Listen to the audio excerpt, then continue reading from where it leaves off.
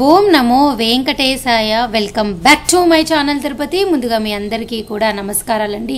ఈరోజు తిరుమల అప్డేట్స్కి స్వాగతము. అప్డేట్స్లోకి వెళ్లే ముందు దయచేసి మన ఛానల్ ఫస్ట్ టైం చూసినట్లయితే మీరు అందరూ కూడా సబ్స్క్రైబ్ చేయగలరు. అలాగే ప్రతి ఒక్కరు కూడా ఈ వీడియోని లైక్ చేయగలరండి.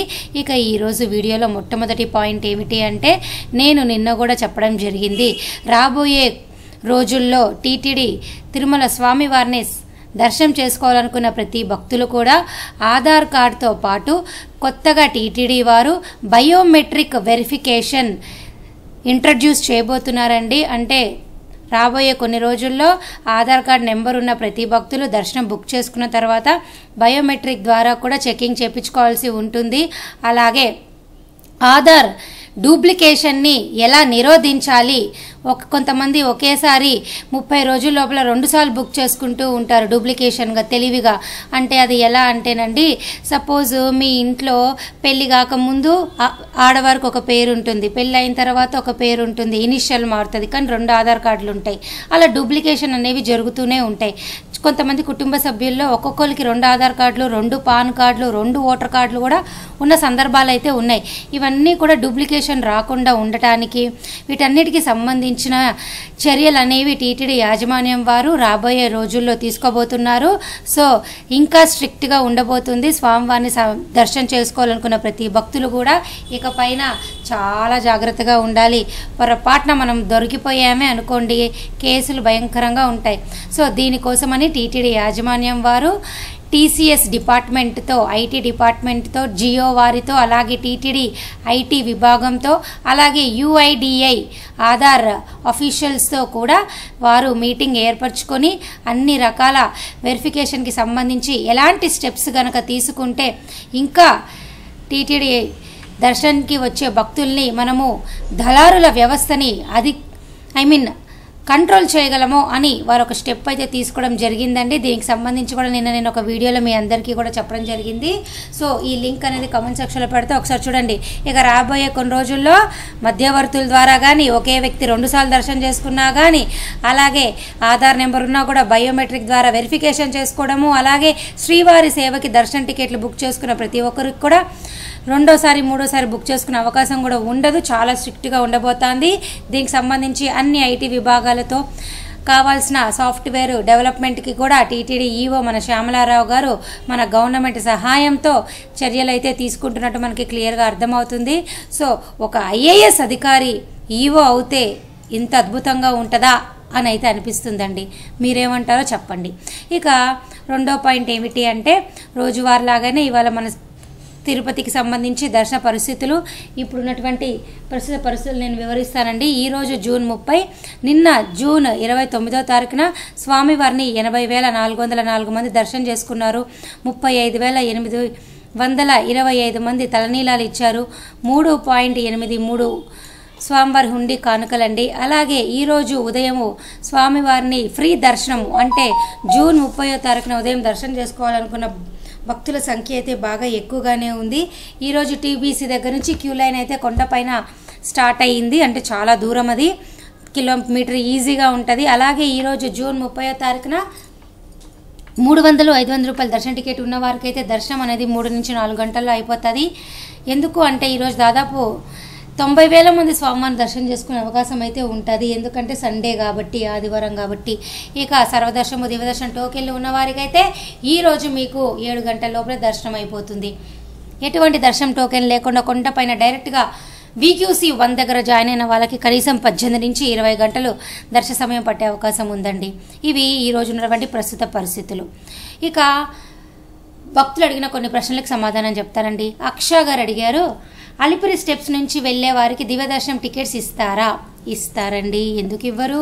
ప్రతిరోజు కూడా అలిపిరి నడక మార్గంలో వెళ్ళే భక్తులకి తెల్లవారుజామున 3 గంటలకే ఈ టోకెన్లు అయితే ఇవ్వడం జరుగుతుంది.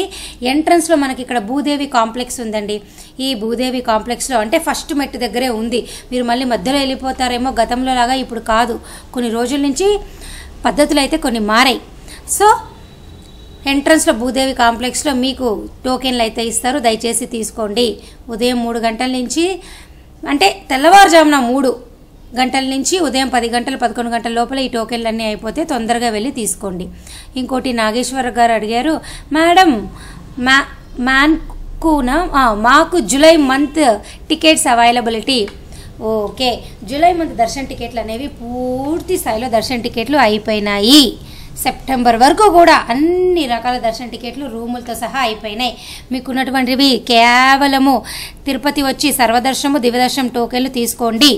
సర్వదర్శనం టోకెన్లు రైల్వే స్టేషన్ ఎదురుగా విష్ణు నివాసంలో ఇస్తారు. అలాగే బస్టాండ్లో దిగే భక్తులకైతే బస్టాండ్ ఎదురుగా శ్రీనివాసం కాంప్లెక్స్లో ఇస్తున్నారు, తీసుకోండి. ఇవి ఫ్రీ టోకెన్లే. దివ్యదర్శనం టోకెన్లేమో నడక మార్గంలో వెళ్ళే భక్తులకు ఇస్తున్నారు, తీసుకోండి.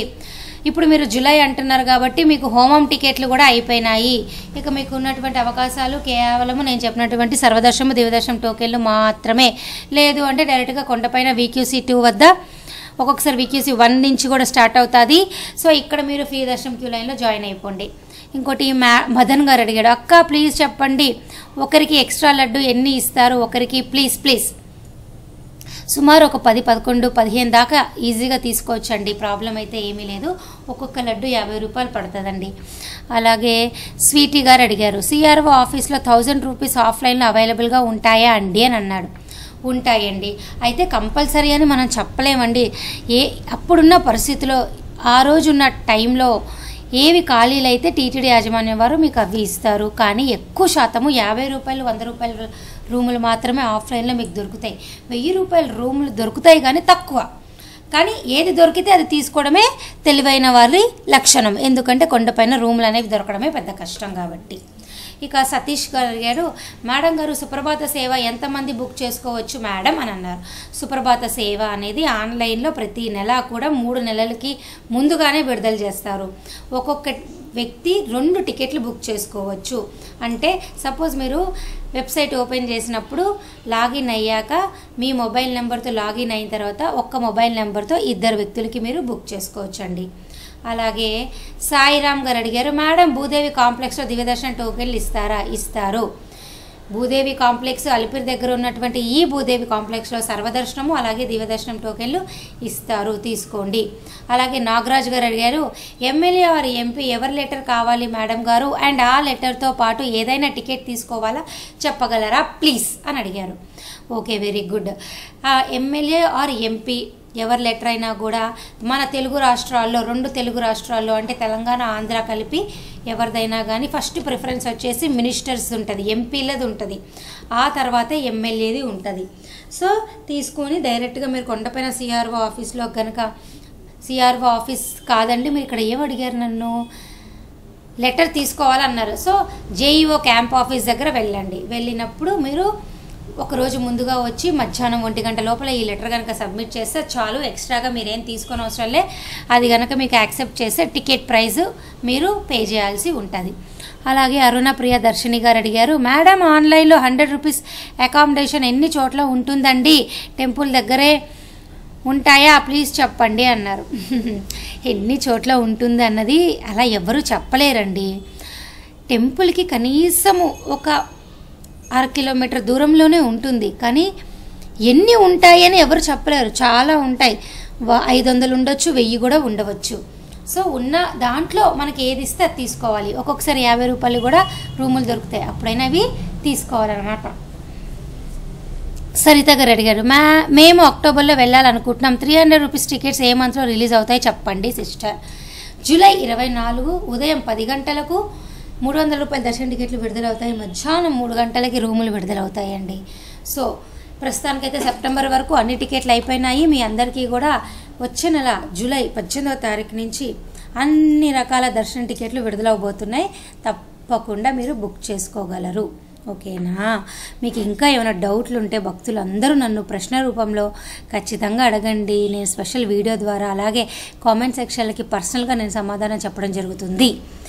ఈరోజు ఈ వీడియో ఇంతటితో ముగిస్తూ మీకు ఇంకా ఏమైనా డౌట్లు ఉంటే అడుగుతారని ఆశిస్తూ సెలవు తీసుకుంటున్నాను. ధన్యవాదాలు.